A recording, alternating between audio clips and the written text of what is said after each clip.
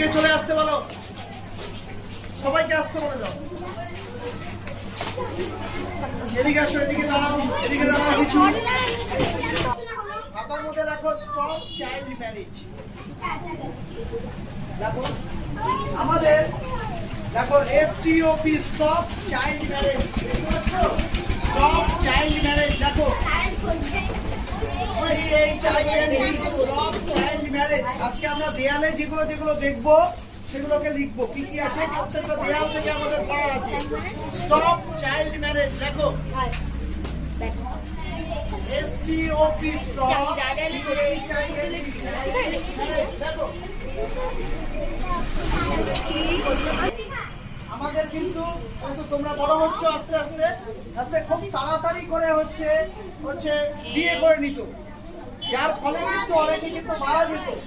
ঠিক আছে, বিভিন্ন ভাবে শারীরিক অসুস্থতার মধ্যে দিয়ে মানে পড়াশোনা আমাদেরকে শেষ করতে হবে, একদম কলেজ লেভেল পর্যন্ত পড়াশোনা করতে হবে।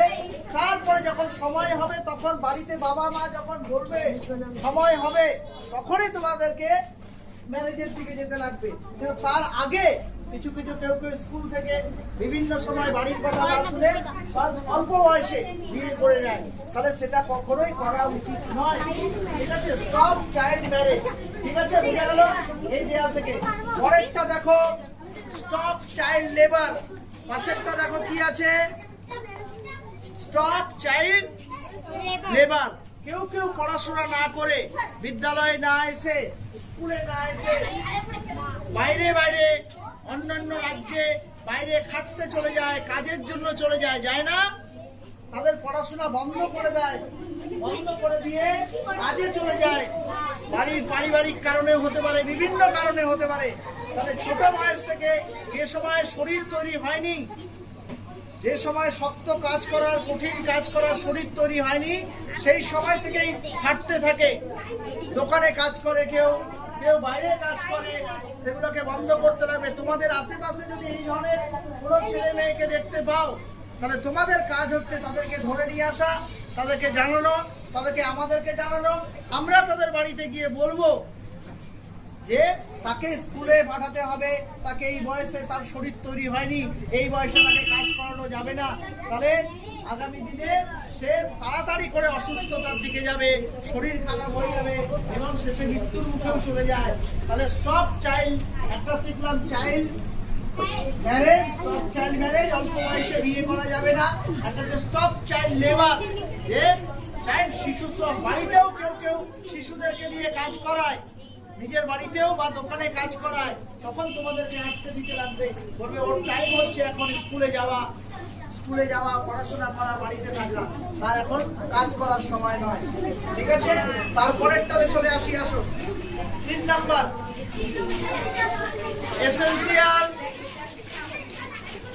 Essential road safety rules. আমাদের কি আছে, রাস্তা পারাপার হয়ে যায়, জেব্রা ক্রসিং না থাকার পরে এদিক ডান দিক বাঁ দিক না দেখে কেউ রাস্তা পার হয়ে যায়। আমরা দেখি সাথে অ্যাক্সিডেন্ট হয়ে যায়, কেউ আবার জোরে বাইক চালায়, গাড়ি চালায়, কেউ গাড়ি বাইক চালায়, অ্যাক্সিডেন্ট হয়ে যায়। তাহলে safety rules, road safety rules এর মধ্যে প্রথমে কি বলছে, রাস্তা পারাপার হতে হবে, red light, green light, yellow light, red yellow green. Red sense কি, রেড কি বলে, রেড লাইট জ্বললে কি বলে, স্টপ, দাঁড়িয়ে পড়ো। গ্রিন সেন্স, গ্রিন লাইট জ্বললে কি হয়, গো, মানে এখন যেতে হবে। ঠিক আছে, আর ইয়েলো কিছুক্ষণের জন্য দাঁড়াও, এখনই মিশে হয়ে যাবে।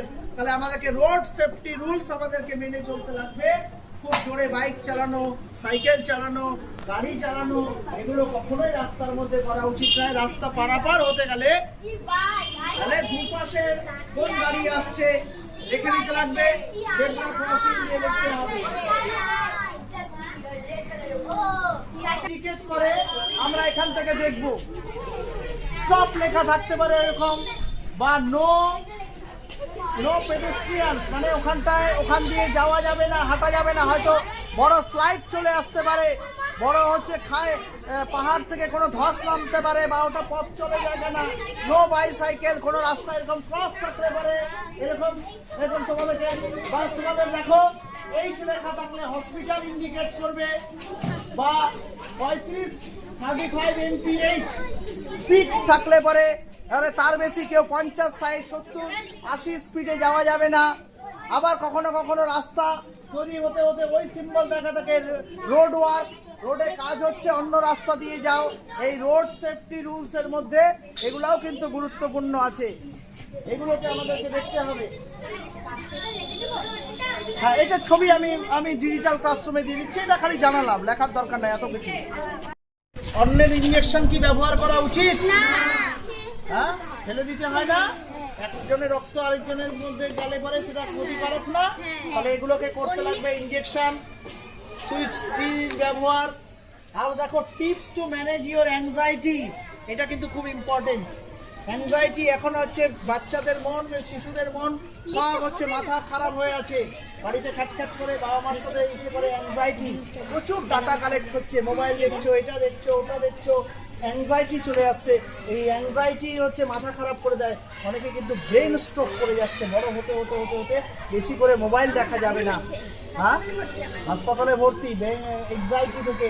এতে অ্যাংজাইটি মানে খুব চিন্তা করতে করতে করতে করতে এগুলো ডাটা দেওয়া যাবে না, মোবাইলটা কম ব্যবহার করতে লাগবে, আর ধ্যান বেশি করে করতে লাগবে, তাহলে অ্যাংজাইটি কমবে। এক্সারসাইজ করতে লাগবে, অ্যাংজাইটি কমে যাবে। আমাদের হচ্ছে বেশি করে মাথা বিচলিত হয়ে আছে, অনেকে ব্রেন স্ট্রোক করে যায়, অনেকে বুঝতে পারে না, ঠিক আছে, কি বলছে কি না বুঝতে পারে না। অ্যাংজাইটি আমাদেরকে কমাতে লাগবে।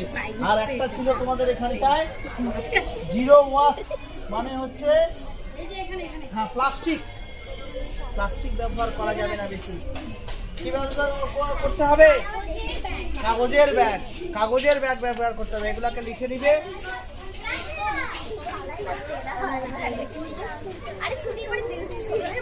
এগুলো মার্ক করে নিবে, টুকে নিবা, কেমন?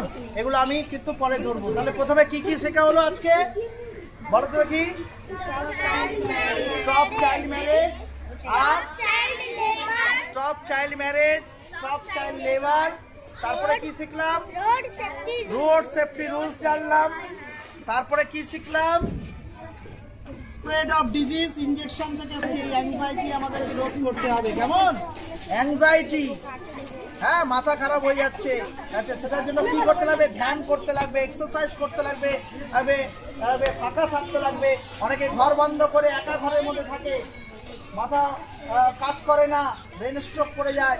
সেই জন্য তোমাদেরকে কিন্তু এগুলোকে কিন্তু ডাটা বেশি করে মোবাইল না দেখা, এগুলো কাজ হ্যাঁ তোমাদেরকে করতে লাগবে। এই কটা কাজ খুব গুরুত্বপূর্ণ ছিল, তোমাদের দেয়ালের মধ্যেই আছে, তোমাদের ক্লাসরুমের মধ্যে আছে। আমরা সেটাকে তোমাদের কাছে বারবার করে জানালাম, ঠিক আছে? মনে রাখতে হবে, এগুলোকে সবসময় সারা জীবনের জন্য কাজে লাগবে। ঠিক আছে, দেখা হলো। রায়গঞ্জ, তোমরা রায়গঞ্জ গার্লস প্রাথমিক বিদ্যালয় শিশু সংসদের তোমরা প্রধানমন্ত্রী, খাদ্যমন্ত্রী, শিক্ষামন্ত্রী, ক্রীড়ামন্ত্রী, সাংস্কৃতিক মন্ত্রী রয়েছে, পরিবেশ মন্ত্রী রয়েছে। তোমরা যারা রয়েছো তোমাদের কাজ হচ্ছে প্রতিদিন প্রেয়ার লাইনে ছাত্রছাত্রীদের সাথে চেক করে নেওয়া। প্রথমে কি চেক করা হয়? প্রথমে তোমরা নখ চেক করবে, নখ কেটে আসছে কিনা, নখগুলো লম্বা আছে কি লম্বা নেই, নখ কেটে আসছে কিনা। তারপরে তারা হ্যান্ডও আসে এসে এখানটায় হচ্ছে তারা প্রপার ড্রেস, তারা লাইনে দেখবে তারা প্রপার ড্রেস, পরিষ্কার পরিচ্ছন্ন ড্রেস পরছে কিনা। তাদের দাঁত দেখবে, দাঁত পরিষ্কার আছে কিনা। তাদের চুল দেখবে, চুলটা ঠিকমতো বাঁধা আছে কিনা।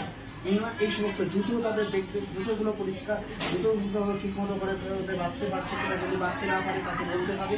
তবে এই প্রপার ড্রেস সিস্টেমটাকে বোঝাতে লাগবে। তারপরে তারা টয়লেট ব্যবহার করে প্রপার টয়লেট ব্যবহার করে জল ছেড়ে দিচ্ছে কিনা, না টয়লেটটা এমনি করে ছেড়ে চলে আসতেছে, জল ব্যবহার করছে না, হয়তো তাহলে দুর্গন্ধ হতে পারে, এটাও ওদেরকে বলে দিতে লাগবে। তারপরে তোমরা মন্ত্রিত্বরা সব স্টুডেন্টদের সাথে বলবে, আমরা তো বলছি তোমরাও বলবে, এবং প্রপার তাদেরকে দেখবে। এবং তাদের যে হাত ধোয়ার যে কৌশলগুলো, সেগুলো যে মিড ডে মিলের সময় যখন হাতটা খেতে খাওয়ার সময় যে হাত ধুয়ে খাওয়া, সেই জিনিসগুলোকে বলবে। হাত ধোয়ার যে 5টা কৌশল রয়েছে প্রথমে তালুতে, তারপরে সাইডে, তারপরে এখানে, তারপরে নখ দিয়ে এটা, এগুলোও সব বলে দিবে প্রত্যেককে। তাহলে পরিষ্কার পরিচ্ছন্ন আমরা যে সেগুলো আছে, প্রত্যেকের যে হ্যান্ড কাপচিপ, রুমাল ব্যবহার করছে, যে দিদিকা দেখো রুমাল ব্যবহার করছে, এটা হচ্ছে কাউকে কি শেয়ার করবে, ও কারো যদি কাশি পেয়ে গেল তাহলে কি এই রুমালটা ওকে দিবে? কখনোই দেবে না। পার্সোনালটা এর মধ্যে ওর সাথে যুক্ত, এটা কখনোই যাওয়া উচিত না। এটাও বলতে লাগবে যেটা সেটা থুতু ফেলে ছড়াই না রোগ, যেরকম থুতু ফেলা যাবে না, ওদেরকে বলতে লাগবে প্লেয়ার লার্নিং, মানে সব ক্লাসের বাচ্চাদেরকে বলতে লাগবে থুতু ফেলা যাবে না, থুতুর থেকে মাছি বসে, মাছি থেকে আবার খাবারে উড়ে যায়, থুতুর থেকে রোগ জীবাণু এক শরীর থেকে আরেক শরীরে ছড়ায়। এখন ডেঙ্গুর সময় চলে আসছে, ডেঙ্গুতে মশারি খাটিয়ে ঘুমানোটা, এটা বলতে লাগবে যদি জল কোথাও জমে থাকে সেই জলটাকে সরিয়ে দেওয়া, জলটাকে ঢেলে দেওয়া, যাতে মশার জীবাণু মশাটাকে বংশ বিস্তার না করতে পারে।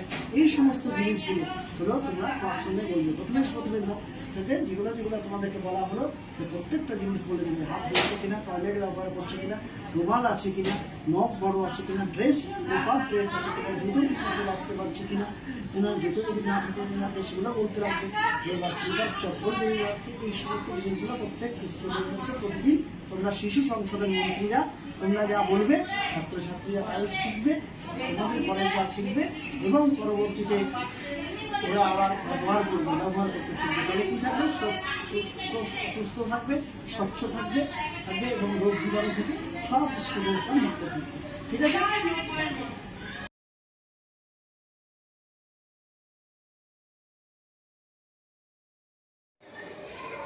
আজ বিশ্ব পরিবেশ দিবসে তুমি কি করছো? আজ বিশ্ব পরিবেশ দিবসে আমাদের স্কুলে গাছ লাগানো হয়েছে, এর ফলে আমরা খুবই খুশি। কেন আজকের দিনটি পালিত হচ্ছে? আমাদের পৃথিবীতে সুন্দর সুস্থ জীবকে বাঁচাতে এবং গরম কমানোর জন্য আমরা বিশ্ব পরিবেশ কবে থেকে প্রথম পালিত হয়? 1974 খ্রিস্টাব্দে 5ই জুন থেকে। বিশ্ব পরিবেশ দিবসে আর কি কি কর্মসূচি রয়েছে তোমাদের?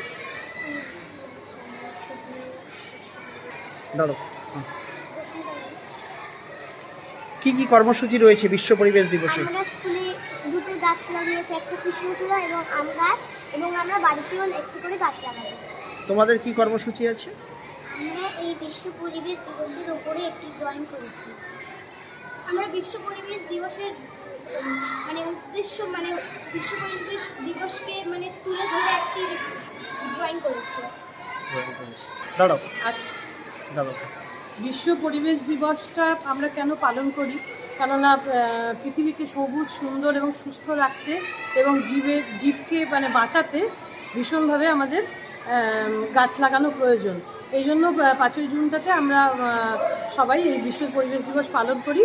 কেননা গাছ না থাকলে আমরা বাঁচতে পারবো না জীবেরা। গাছের থেকেই আমরা অক্সিজেন পাই, যার জন্য অক্সিজেন ছাড়া তো আমরা বাঁচতে পারবো না। তাছাড়াও অনেক কিছুই, ফুল ফল, গাছ থেকে আমরা রোদ ছায়া সব কিছু, নদীর ভাঙন রোধ করে গাছ। এই সব কিছুর জন্যই আমাদের গাছ লাগানো খুব প্রয়োজন।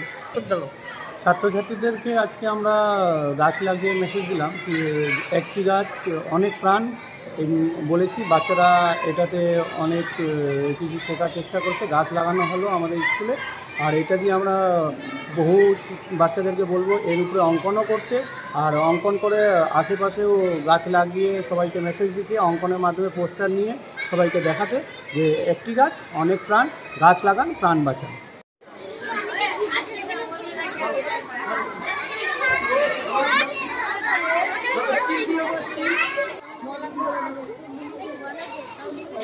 ফোন করে দাও, এই বালতিতে করে জল আর মগে দিয়ে যাবে। ফোন করে দাও, ফোন করে দাও। ভিজা আছে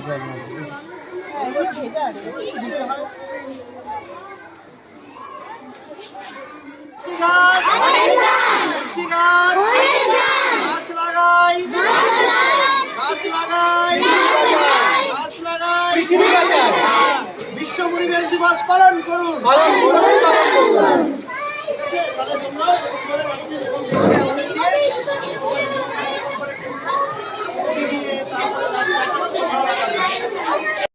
কৃষ্ণচূড়াটাই দাও, এটা কৃষ্ণচূড়ারই জায়গা।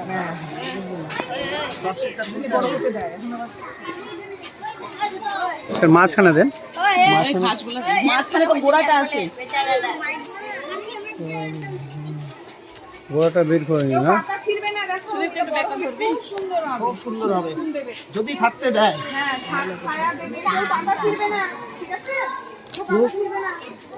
তো ওটা যখন দরকার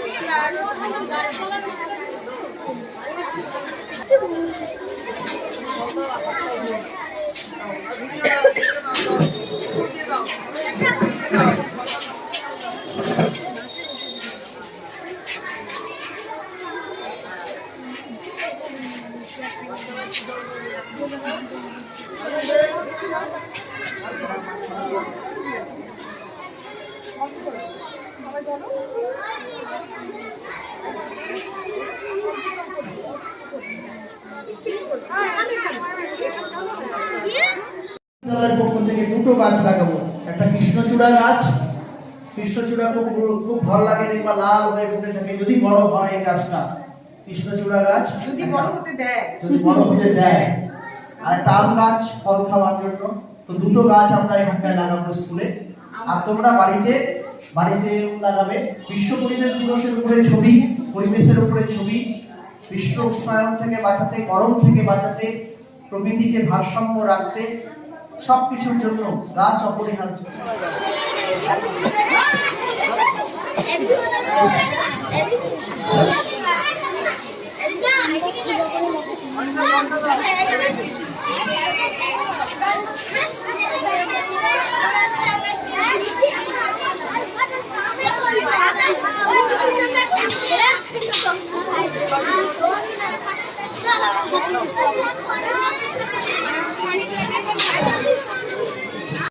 কৃষ্ণচূড়াটাই দাও, এটা কৃষ্ণচূড়ারই জায়গা। হ্যাঁ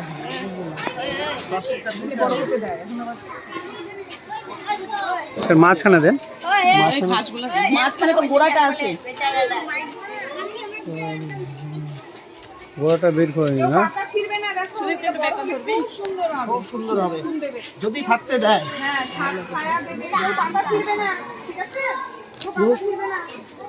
তো ওটা যখন দরকার জোঁক আছে তা হোক, এটা আমরা পেন্টুয়ে ভিজিয়ে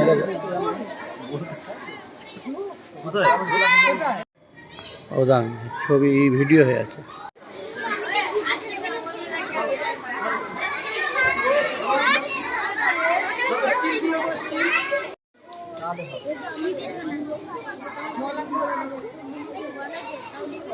ফোন করে দাও, এই বালতিতে করে জল আর মগে দিয়ে যাবে। ফোন করে দাও, ফোন করে দাও।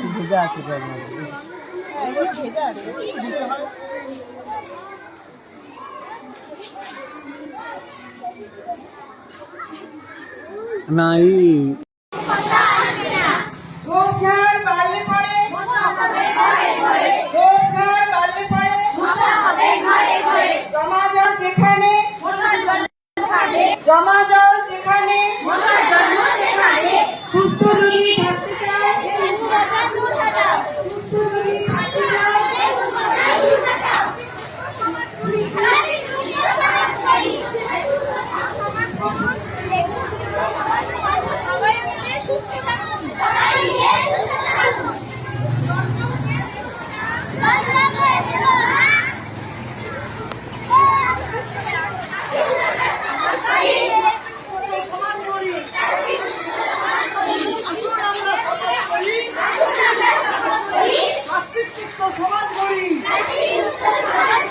গরম থেকে বাঁচতে ভাই, গরম থেকে বাঁচতে ভাই, বেশি করে গাছ লাগাই, গরম থেকে বাঁচতে ভাই,